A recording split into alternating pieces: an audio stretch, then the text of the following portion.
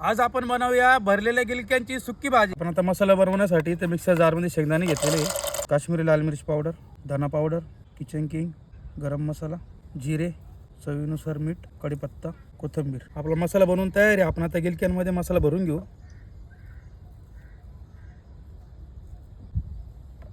आपण आता तेल टाकून घेऊ।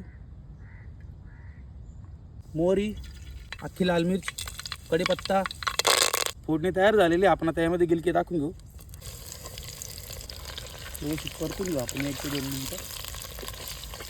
आपण आता 5 मिनिटं असंच झाकण ठेवून वाफेवर शिजवून घेऊ। तर यामध्ये उरलेला मसाला आहे तो पण टाकून घेऊ। मसाला मस्त व्यवस्थित यामध्ये मिक्स करून घेऊ।